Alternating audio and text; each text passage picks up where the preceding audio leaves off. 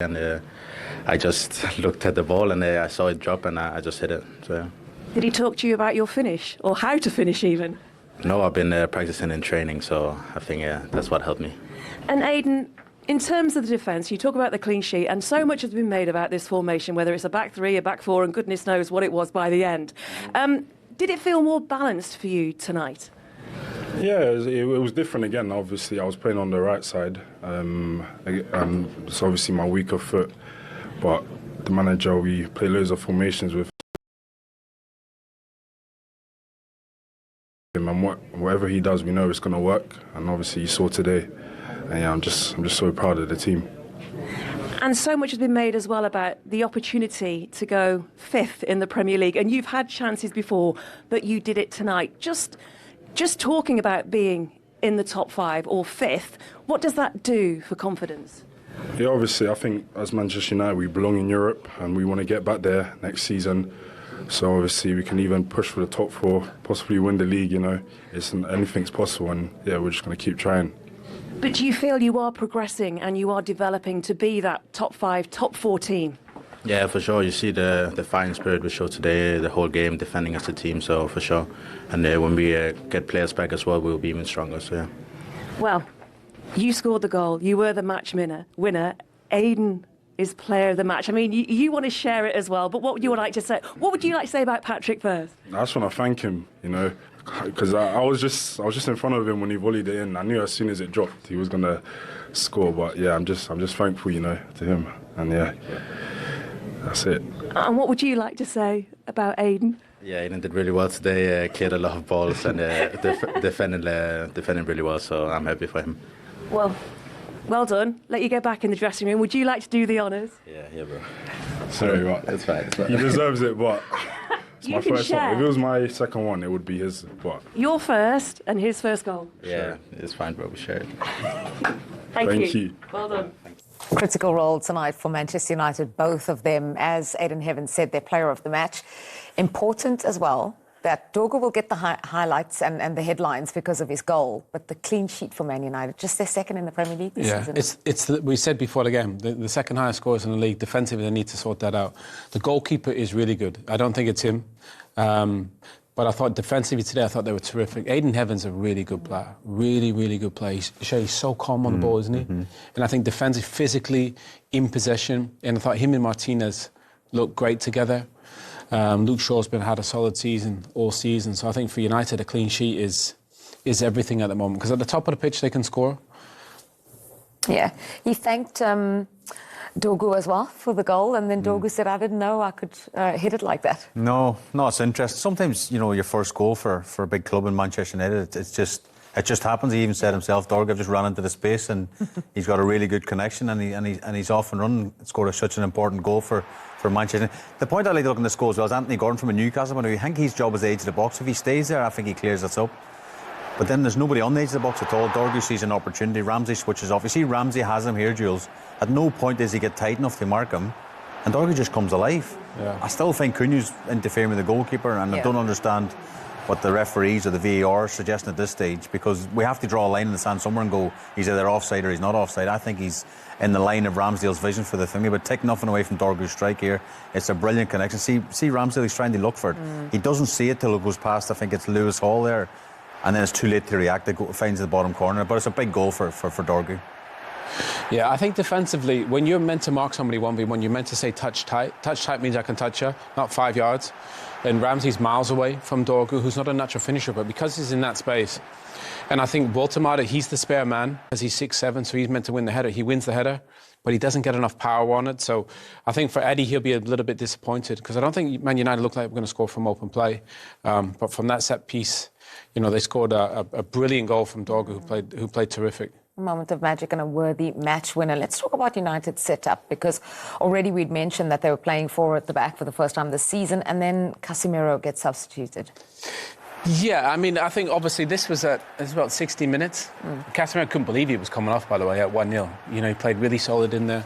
Euro goes on, he goes in to play in the right-back position, and then literally they just decided to sit in and defend. I mean, look at that for back three. They've gone into...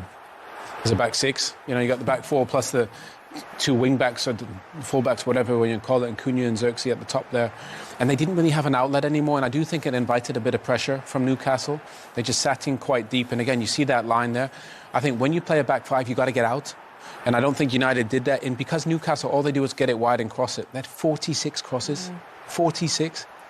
I mean, you just become really predictable. I think, you just get it wide and cross it. And I thought United with Martinez and Heaven and Yoro and Luke Shaw, I thought they defended brilliantly. And I think Ruben, the great thing about Ruben right now is he's tweaked it a little bit. He's shown, I can change, I can adapt. And also, obviously, personality is missing some really important players.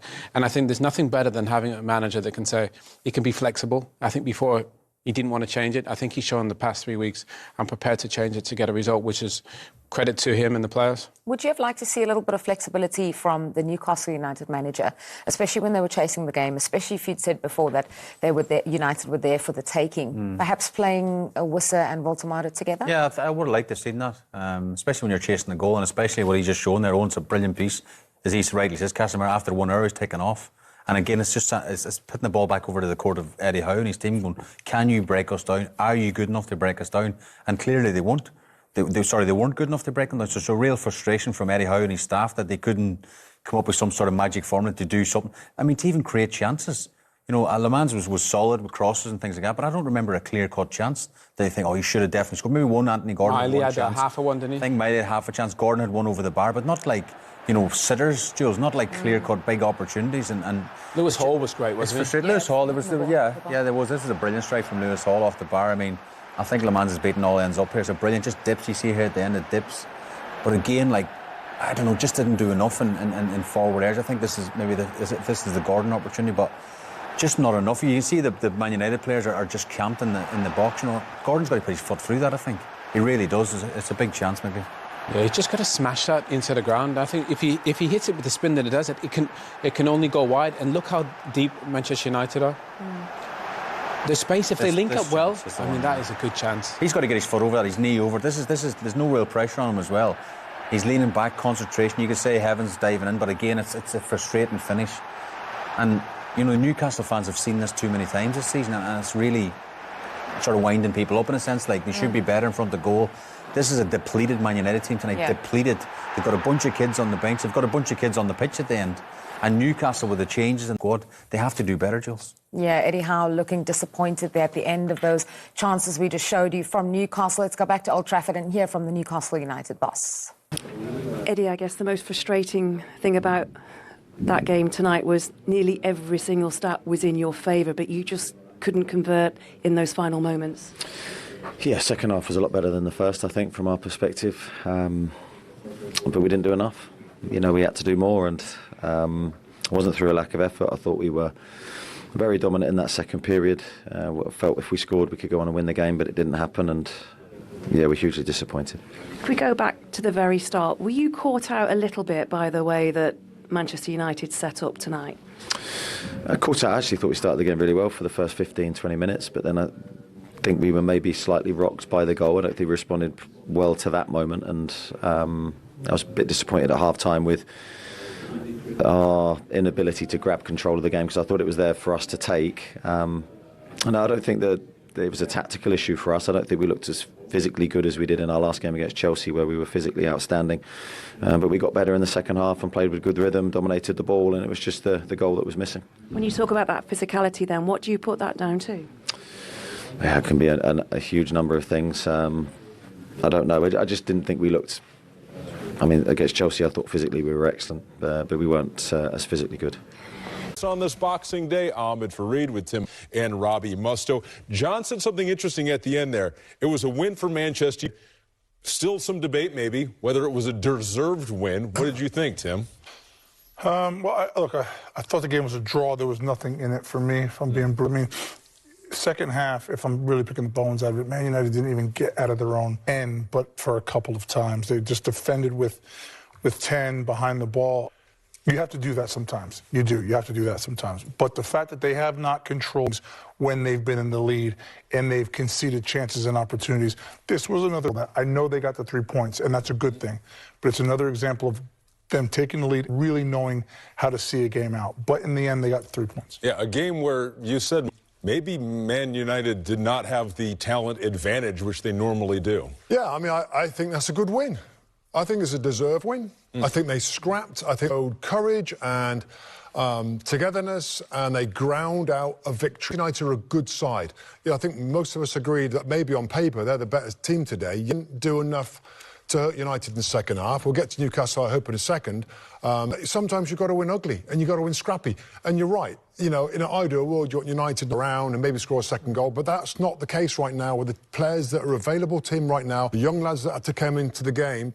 Those United fans will be happy with that. That's a good, without playing great, victory. Deserved. So what does that mean for Newcastle then? Disappointment? Disappointment. After the Sunderland loss, Eddie Howe did talk about it with his team. The second half there, they could have, I think, could have played the whole of the game. They're that much better with the drive. The drive was off the charts, opposite to the first half. Coasted through the first half. You know, not really bothered. Second half was a different team of energy and of desperation. As I said, not enough quality. No. Not enough getting to the byline, the end line, and pulling balls back. Hopeful diagonal crosses. Not much quality, but at least where was that mentality in the first 45 minutes? Yeah, it was. There's something in the water up. I looked at Bruno Guimaraes' face at the end. Like he's hurting. The team's but where was it in the first half then? No. I know. I'm just saying in general, something's not quite clicked. Howe said it about his team. Yeah, again, it was just sort of pedestrian. I said that it felt like in the second half they just weren't clinical in front of goal. They got to figure some things out. Manchester United figured some things out. It's advantage Manchester United at half-time. Patrick Dorgu's goal separating the two sides. But before we get into that, let's talk about the way United have set up, because it is different. It's a back four for the first time under Ruben Amorim. Yeah, and the big surprise is Patrick Dorgu's playing the Messi position in a 4-3-3. Ruben said he wouldn't change, but he has tweeted. You see Ugarte, Casemiro, and Mount in there, and Cunha, Sesko and Dorgu playing right of as a winger, basically, in that Messi position. Left-footed, come inside. Shay, this is brilliant, isn't it? Yeah. Eddie Howe saying to Lewis Hall... Okay, lip readers, pay attention. Well, we always see managers going... Supposedly. He's saying... They normally cover the hands. Why is he covering his hand? We think Eddie Howe's told Lewis Hall to tell Ramsey to go down. See, look at Lewis Hall now. He's actually telling the referee the keeper's got a problem. But watch Lewis Hall. Sprints over to Eddie. Brilliant. He sprints over to Eddie because Eddie now has a tactical message. So after he speaks to Eddie Howe again... Gordon's coming over as well, isn't he? He goes back on the pitch and they reorganise their setup. Brilliant. And then they tweak it, obviously. Gordon comes over, because I think they were surprised by the fact United played a 4. I think they thought they were going to play a 3 because Ruben has always done it. It's the first time he's ever played a back 4 since he's been in here. And then normally Guimaraes, Tonali and Ramsey would be in this left position, but then he goes and plays as a number 10. That was a little tactical tweak. The one thing I would say is Newcastle weren't better for it. I think they adjusted to United's position. I think it affected their game. You know, I think they kind of had the better of it, I thought, to kind of start the game, but... they've been flat ever since. And well, again, we'll go back to their away form. They look a different team away from home than they do at St James's Park, and that's a big worry, Jules, to be honest. Yeah, some major shenanigans. Yeah. A lot of shenanigans. Both sides. Okay, let's Dorgu in the Messi position, as you said. Well, he certainly had some Messi moments today. The finish is world-class. I tell you what, for his first goal, what a fabulous goal. You know, he's being marked by Ramsey here, and he just anticipates it. It's great. And I tell you what, Shay, the take first time is fabulous. Yeah, the technique's on. We see Ramsey should be picking him up here, Jules. He should be tighter, touch tight. He doesn't really get tight to him at any stage. Take nothing away from Dorgu. It's a brilliant finish. We highlight Cunha in this area because, in my opinion, he's affecting the goalkeeper. He's in an offside position, so I don't know when VAR or officials go, that's right or that's wrong. This hide behind might show you better this way. Yeah, but you know, next matter, maybe we can get a better header, perhaps. Took nothing away from Dorgu, but now Ramsey's trying to sort of fish through the crowd. Cunha's actually the one who's the deepest. He's offside. So why is he not interfering? I don't know. But again, take nothing away from Dorgu. I mean, it's interesting because Voltemade is the free man, so he's got to win that header. He wins it, but he doesn't get enough on it. The one thing I would say for Ramsey, and I'm not keeper, don't want to cause a ruckus with the goalkeeper union, but there's so many bodies there. Yes, so he has a really good angle. He needs to know he can save that, because if it goes in the middle, I think the defenders save it. But the thing is, that angle's really good there, then. Do you know why? Because he only sees the ball when it's maybe 6 or 7 yards away. He doesn't see it when it leaves Dorgu's foot. He only sees it after it comes past the traffic, and then he has to react. He gets a hand on it, doesn't get enough on it. But if he sees it when it leaves his foot, I think he saves it. So that's what I'm saying. Why is Cunha not in an offside position? And when does the VAR say you need to take a look at this? Yeah, Aaron Ramsdale going down, whether under instruction or not. And then we saw Nick Pope warming up. Let's just look at the save percentage. Comparing those two keepers, Ramsdale is firmly in that bottom three there. Nick Pope with a 75.0 save percentage so far this season in the Premier League. I mean, stats are brutal sometimes, you know, and that is... Nick Pope shows you he's in the top three, one of the best. And Ramsdale's, you know, he's one of the lowest. So that is quite a damning stat, I'm sure. I just think they miss him, Shay, with his shot stopping. I think he gives them something. He does make big saves. You know, I said it before the game, you know, Ramsdale's better with the ball at his feet, but I think Nick Pope comes up with big moments and big saves. And we're sort of talking off air. Does Nick Pope sort of get a strong enough hand to save that goal? It's hard to say from here. It just feels right for Manchester United when you actually just, you know, see them play. And I think in the last few weeks, we've seen something different, not just in the performance. We're not quite sure. Is it a back four? Is it a back five? We looked at that on Monday Night Football. But as we know with a lot of teams now, the formation with and without the ball can be completely different.